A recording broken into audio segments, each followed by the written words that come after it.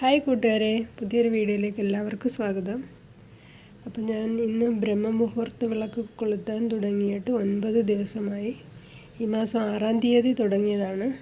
അപ്പോൾ ഇതുവരെയും തടസ്സമൊന്നും ഇല്ലാതെ വിളക്ക് കൊളുത്താൻ സാധിച്ചിട്ടുണ്ട്. അതിന് ഞാൻ ദൈവത്തോട് നന്ദി പറയുന്നു.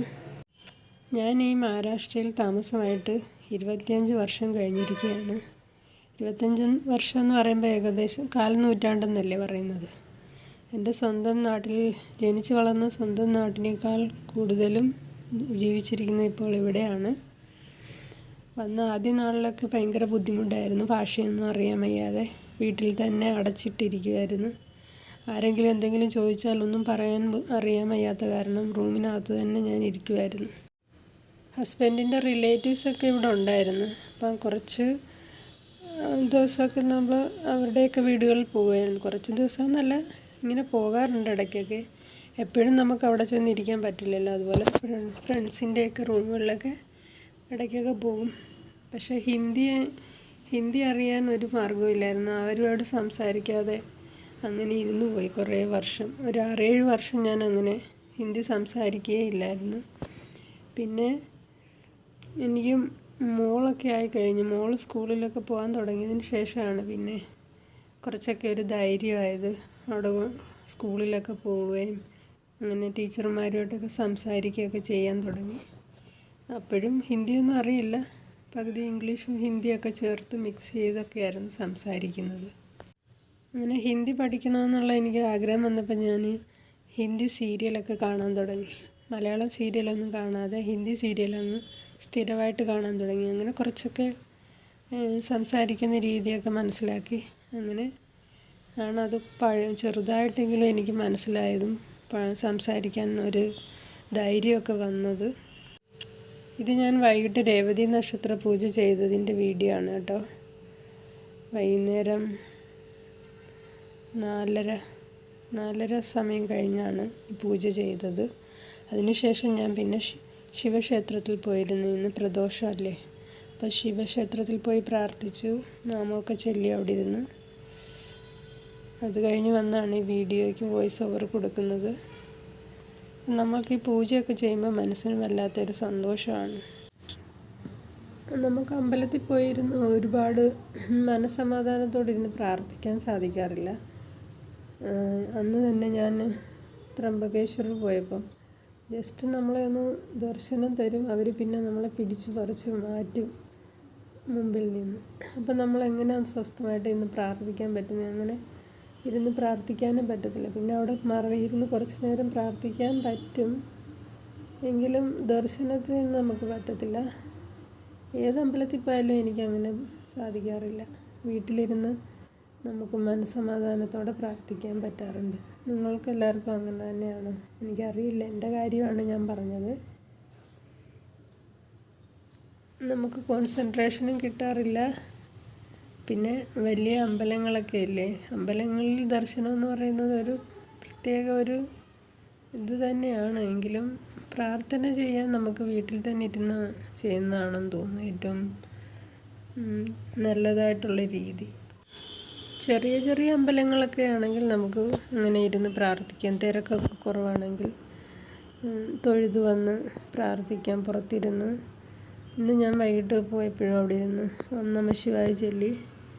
അപ്പം ഇന്ന് വലിയ തിരക്കുള്ളതായിട്ട് എനിക്ക് തോന്നിയില്ല. വിളക്കൊക്കെ കൊളുത്തിയതിന് ശേഷം രാവിലെ ഉണ്ടാക്കിയ ഒരു ചെറിയ നാസ്തയാണ് കേട്ടോ. ഇന്ന് കറിയൊന്നും ഇല്ലാതെ ചെറിയ നാസ്തയാണ്. എല്ലാവർക്കും അത്ര പഥ്യമല്ല എങ്കിലും ഇന്ന് അവലുപ്പുമാവാണ് ഉണ്ടാക്കിയത്. അവലുപ്പുമാവിന് ഉണ്ടാക്കുന്നതിന് കുറച്ച് കട്ടിയുള്ള വെള്ള അവലാണ് എടുക്കുന്നത്. പിന്നെ ഉള്ളിയും കപ്പലണ്ടിയും പച്ചമുളകും മതി. പിന്നെ കുറച്ച് തേങ്ങാപ്പീരയും കൂടെ ചേർക്കാം ടേസ്റ്റിനായിട്ട്. ചിലരൊക്കെ ഇതിൽ ടൊമാറ്റോ പൊടിയായിട്ട് അരിഞ്ഞ് ചേർക്കാറുണ്ട്, പൊട്ടറ്റോ ചേർക്കാറുണ്ട്. ഞാനിങ്ങനെ സിമ്പിളായിട്ടാണ് ഉണ്ടാക്കുന്നത്.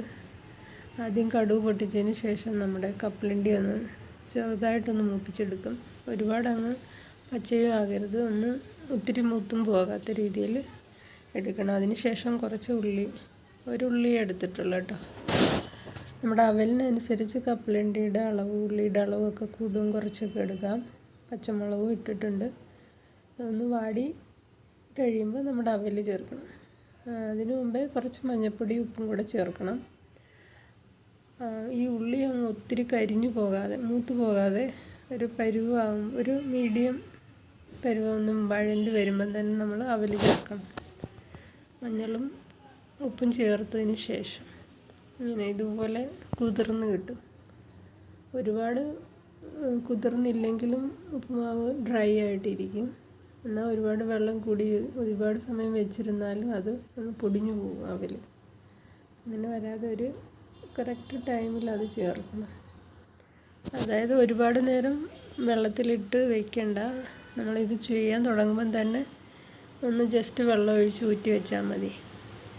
അപ്പോൾ അധികം കുതിരത്തുമില്ല, പൊടിഞ്ഞു പോകാതെ നമുക്ക് കറക്റ്റ് ഇതായിട്ട് കിട്ടും. മഞ്ഞൾപ്പൊടി ഉപ്പും ചേർക്കുക, അതിനുശേഷം അവൽ ചേർത്ത് ഉണ്ടാക്കാം. ഇതും നല്ലൊരു ചെറിയ നാസ്തയാണെങ്കിലും പ്രോട്ടീനാണ്. കപ്പലണ്ടിയൊക്കെ ചേർക്കുന്നതുകൊണ്ട് നല്ലൊരു പ്രോട്ടീൻ റിച്ച് ബ്രേക്ക്ഫാസ്റ്റാണ്. ലൈറ്റായിട്ട് വേണമെന്നുള്ളവർക്ക് ഇങ്ങനെ ഉണ്ടാക്കാം. ഇത് വൈകിട്ടും നമുക്ക് ചായയുടെ കൂടെയൊക്കെ കഴിക്കാൻ നല്ലതാണ്. 25 വർഷമായി ഇവിടെ താമസമായിട്ടുണ്ടല്ലോ. എനിക്കിപ്പോഴും ഇവിടുത്തെ ഫുഡൊക്കെ ഉണ്ടാക്കാൻ നല്ല എക്സ്പീരിയൻസ് ഒന്നുമില്ല. ഞാൻ ഉണ്ടാക്കിയ ടേസ്റ്റൊന്നും ഉണ്ടാകാറില്ല. ഹസ്ബൻഡ് പറയും ഇവിടുത്തുകാർ അവിടെ കമ്പനിയിലൊക്കെ ഈ ഫുഡുണ്ടേ നാസ്തയ്ക്ക്, അപ്പോൾ അവിടെ ഉണ്ടാക്കുന്നതൊക്കെ നല്ല ടേസ്റ്റാണ്. അപ്പം ഞാനിത് ഉണ്ടാക്കി കൊടുക്കുമ്പോൾ ഇങ്ങനല്ല ഇത് ഉണ്ടാക്കുന്നതെന്ന് പറയാറുണ്ട്. അത് ഏത് ഐറ്റം ഉണ്ടാക്കിയാലും അങ്ങനെ തന്നെയാണ്. ചപ്പാത്തിയൊക്കെ ഇവിടുത്തുകാരുണ്ടാക്കുന്നുണ്ട്, അത്ര സോഫ്റ്റാണെന്നറിയാം. നമ്മൾ ചപ്പാത്തി ഉണ്ടാക്കി 2 മണിക്കൂർ കഴിയുമ്പോഴത്തേനും അത് ഡ്രൈ ആകും. പക്ഷെ അവരുടെ വൈകുന്നേരം വരെ ഇരുന്നാലും നല്ല സോഫ്റ്റായിരിക്കും. ലെയറായിട്ട് പൊറോട്ട പോലെ അവരുടെ ചപ്പാത്തി കഴിക്കാൻ നല്ല സോഫ്റ്റായിട്ടുള്ള ചപ്പാത്തി. കുറേ ഞാൻ ട്രൈ ചെയ്ത് അവരോടൊക്കെ ചോദിച്ചിട്ടൊക്കെ ചെയ്യുന്നുണ്ട്. പക്ഷെ ഒന്നും നമ്മൾ അതുപോലെ ആകുന്നില്ല ചെയ്യുമ്പോൾ. ഇനി എന്നാലും ഒന്നുകൂടെ ഒന്ന് ചിലരോടൊക്കെ ചോദിച്ച് ചെയ്യണമെന്നുണ്ട്, വീഡിയോ എടുക്കണമെന്നുണ്ട്. ഇനി ഫ്രണ്ട്സിൻ്റെയൊക്കെ വീട്ടിൽ പോകുമ്പോൾ അവർ ചെയ്യുമ്പോൾ ഒന്ന് വീഡിയോ എടുത്തിട്ട് അതുപോലെ ട്രൈ ചെയ്ത് നോക്കണം. നമ്മുടെ നാസ്ത റെഡി ആയിട്ടുണ്ട്. ഫോണിലായതുകൊണ്ടാണ് അതിൻ്റെ കളർ കറക്റ്റായിട്ട് അറിയാത്തത്. നല്ല കളറുണ്ട്, മഞ്ഞ കളറുണ്ട്. ഇതിൽ ഇപ്പം കുറച്ച് ഇതായിട്ടാണ് തോന്നുന്നത്. അപ്പം ചെറിയൊരു ബ്രേക്ക്ഫാസ്റ്റ് ആണെങ്കിൽ നമുക്ക് ഇത് മതി. ഒരുപാട് കറിയൊന്നും ഉണ്ടാക്കാൻ സമയമില്ലെങ്കിലും പെട്ടെന്ന് തട്ടിക്കൂട്ടാൻ പറ്റിയ ഒരു ബ്രേക്ക്ഫാസ്റ്റാണിത് കേട്ടോ. അപ്പം ഇന്നത്തെ വീഡിയോ ഇത്രയേ ഉള്ളൂ. പുതിയൊരു വീഡിയോയുമായി നാളെ നമുക്ക് വീണ്ടും കാണാം. പിന്നെ മുല്ലപ്പൂവൊക്കെ പൂത്ത് വരുന്നുണ്ട്. കുറ്റിമുല്ല കൊണ്ടുവച്ചതാണ്, അപ്പോൾ അതിൽ പൂക്കളൊക്കെ ആയിട്ടുണ്ട്. ഇന്ന് ലക്ഷ്മി പൂജ ചെയ്യാൻ വേണ്ടി ഞാൻ ഇതിൽ നിന്നാണ് നമ്മുടെ തുളസിയിലേക്ക് നുള്ളിയെടുത്തത് കേട്ടോ. നമ്മുടെ നാട്ടിലെന്ന് ഈ മുല്ലപ്പൂവൊക്കെ വരുന്നത് തമിഴ്നാട്ടിൽ നിന്നല്ലേ. അപ്പോൾ ഈ കുറ്റിമുല്ലയുടെ പൂക്കളാണ് അത് വരുന്നതെന്ന് പറയുന്നത് കേട്ടിട്ടുണ്ട്.